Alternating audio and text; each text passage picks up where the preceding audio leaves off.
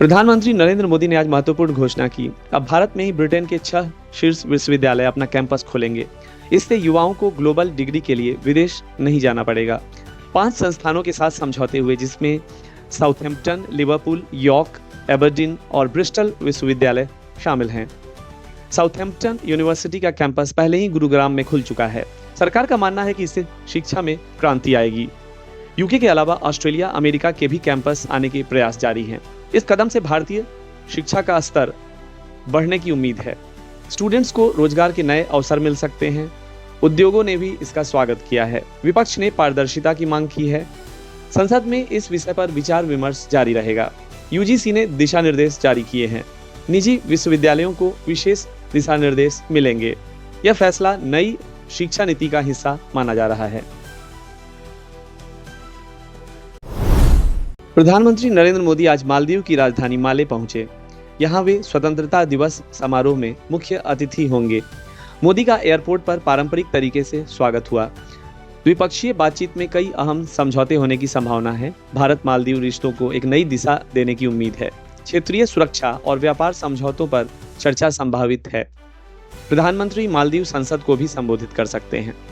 भारतीय समुदाय से भी मिलेंगे और रक्षा सहयोग पर नए समझौते संभव हैं। दोनों देशों के बीच सांस्कृतिक कार्यक्रम भी आयोजित होंगे। चीन की बढ़ती सक्रियता पर चर्चा संभव है। मोदी की इस यात्रा को ऐतिहासिक माना जा रहा है। विपक्ष ने सवाल उठाए हैं। कूटनीतिज्ञ विशेषज्ञों का मानना है यह यात्रा रणनीतिक है। सुरक्षा व्यवस्था चाक चौबंद की गई है। दिल्ली पुलिस ने नारकोटिक्स कंट्रोल ब्यूरो के साथ बड़ी कार्रवाई की और 100 करोड़ रुपए की MDMA ड्रग्स जब्त की गई। 5 नाइजीरियाई नागरिक गिरफ्तार किए गए। यह ड्रग्स विभिन्न राज्यों में सप्लाई होने वाली थी। यह छापामारी कई इलाकों में चली। पूछताछ में और गिरफ्तारियां संभव हैं। पुलिस ने ड्रग्स नेटवर्क के कई खुलासे किए। दिल्ली पुलिस कमिश्नर ने टीम को बधाई दी। इस घटना से ड्रग्स माफिया की कमर टूटने की पूरी उम्मीद है। NCB की विशेष टीम लगातार नजर रखे हुए है। यह अभियान युवाओं को नशा मुक्त रखने का एक अभियान है। DCP ने अपील की है कि समाज मिलकर मदद करे। फिलहाल सभी आरोपी रिमांड में हैं। अगली सुनवाई कोर्ट में होगी। दिल्ली पुलिस देश भर में और भी कड़ी कार्रवाई कर सकती है। दिल्ली सरकार ने मेडिकल स्टोर्स पर CCTV लगाने का आदेश दिया है। नशीली दवाओं की बिक्री पर नजर रखी जाएगी। डॉक्टर्स के बिना दवाएं नहीं बेची जाएंगी। जुलाई के अंत तक सभी स्टोर्स पर कैमरे लग जाएंगे। इस कदम से दवाओं की पारदर्शिता बढ़ेगी।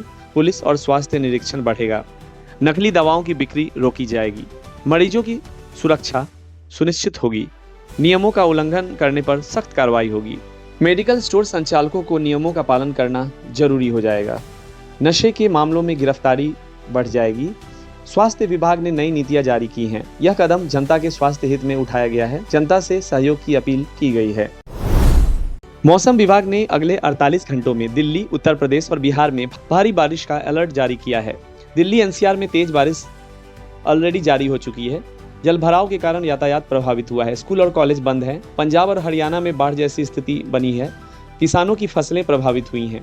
बिजली कटौती की समस्याएं आ रही हैं। रेलवे सेवाएं प्रभावित हुई हैं। स्थानीय प्रशासन राहत कार्य में व्यस्त है। अगले 48 घंटों तक बारिश जारी रहने की संभावना है। लोगों को घरों में रहकर सुरक्षित रहने की सलाह दी गई है। आपदा प्रबंधन टीम पूरी तरह तैयार है। हेल्पलाइन नंबर जनता के लिए जारी किए गए हैं।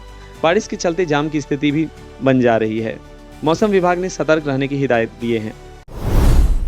FIDE world cup, Divya Deshmukh ने रचा इतिहास। भारत की दिव्या देशमुख पहली बार FIDE women's world cup final में पहुंची। सेमीफाइनल में शानदार प्रदर्शन हुआ। देश भर से बधाइयों का तांता लगा हुआ है। प्रधानमंत्री मोदी ने ट्वीट कर सराहा। कोचिंग स्टाफ ने जताई खुशी और फाइनल मुकाबले की तारीख भी घोषित हो चुकी है। इस बार दिव्या देशमुख को विश्व चैंपियन बनने की उम्मीद है। FIDE प्रमुख ने उन्हें निजी बधाई दी है। टीम इंडिया के अन्य सदस्य बहुत उत्साहित हैं। महिला स्पोर्ट्स को नई प्रेरणा मिल रही है। दिव्या ने बहुत कठिन परिस्थितियों में जीत हासिल की है। सोशल मीडिया पर दिव्या की जमकर चर्चा चल रही है। उनके पूरे परिवार वालों में पूरा उत्साह है। खेल मंत्रालय ने भी उन्हें इनाम देने का ऐलान किया है। सूचना एवं प्रसारण मंत्रालय ने 25 जुलाई 2025 को उल्लू और अल्ट बालाजी समेत कई OTT ऐप्स को भारत में बैन कर दिया है। सरकार ने यह प्रतिबंध अश्लील और आपत्तिजनक कंटेंट प्रसारित करने के आरोप में लगाया है। सभी इंटरनेट सेवा प्रदाताओं को ISPs को आदेश दिया गया है कि अब इन प्लेटफॉर्म्स की सेवाएं भारत में तुरंत बंद कर दी जाएं। भारत में अब उल्लू या अल्ट बालाजी ऐप किसी भी वेबसाइट के जरिए भी कोई भी कंटेंट नया या पुराना नहीं देखा जाएगा। सब्सक्रिप्शन लेने वालों को भी यह कंटेंट अब नहीं मिलेगा। जब तक यह बैन लागू है, इन प्लेटफॉर्म्स का कोई भी शो, वेब सीरीज या फिल्म भारतीय यूजर्स के लिए उपलब्ध नहीं होगा। यह प्रतिबंध वर्तमान में प्रभावी है और तब तक चलेगा जब तक सरकार अपना फैसला नहीं बदलती या कंपनियां अपने कंटेंट में जरूरी सुधार नहीं करती। यदि कानून के तहत कंपनियां बदलाव करती हैं तो संभव है कि भविष्य में समीक्षा पर बैन हटाया जाए। अभी भारत में उल्लू और अल्ट बालाजी पर कंटेंट देखना पूरी तरह बंद हो चुका है, यानी अगर आप भारत में हैं तो इन ऐप्स या वेबसाइट पर कोई भी कंटेंट नहीं देख पाएंगे। विश्व प्रसिद्ध रेसलर WWE के सुपरस्टार हल्क होगन का निधन 71 वर्ष की उम्र में हो गया है। हल्क होगन को गुरुवार रात कार्डियक अरेस्ट हुआ। हार्ट अटैक होते ही उन्हें फ्लोरिडा के अस्पताल ले जाया गया, लेकिन जान नहीं बचाई जा सकी। उन्होंने WWF चैंपियनशिप टाइटल कई बार अपने नाम किया। 8 में से 7 रेसलमेनिया के प्रमुख आकर्षण रहे। पॉप कल्चर में उनकी लोकप्रियता जबरदस्त रही। रेसलिंग की दुनिया ने गहरा दुख जताया है। कई बड़े रेसलर्स ने श्रद्धांजलि दी है और फैंस में शोक की लहर दौड़ गई है। WWE ने उन्हें लीजेंड ऑफ द लीजेंड्स कहा। उनकी उपलब्धियों पर कई किताबें लिखी जा चुकी हैं। भारत सहित पूरी दुनिया में उनकी फैन फॉलोइंग है। सिनेमा और सोशल मीडिया में भी वे चर्चा में थे। उनका असली नाम टेरी जिन बोलिया था। अंतिम संस्कार संबंधी जानकारी अभी परिवार ने साझा नहीं की है। सुप्रीम कोर्ट ने उदयपुर फाइल्स पर रोक लगाने से इनकार कर दिया है। दिल्ली हाई कोर्ट 28 जुलाई को मामले की पुनः सुनवाई करेगा। फिल्म में निर्धारित 6 बदलाव किए जाएंगे। फिल्म अब 8 अगस्त को रिलीज होगी। यह फिल्म कन्हैया लाल की हत्या पर आधारित है। आरोप है कि फिल्म सांप्रदायिक तनाव बढ़ा सकती है। निर्माताओं ने सरकारी दिशा निर्देशों का पालन किया है। विवाद के कारण रिलीज में देरी हुई है। रैपर हनी सिंह की हाल ही में दिखी फिटनेस ट्रांसफॉर्मेशन सोशल मीडिया पर काफी चर्चा में है। उन्होंने अपने वजन में काफी कमी की है और नए साल में सॉल्ट एंड पेपर लुक के साथ जिम वर्कआउट करते हुए नजर आए, जो फैंस और मीडिया में वायरल हो गया। इस बदलाव को देखकर उनके फैंस काफी खुश और प्रेरित महसूस कर रहे हैं।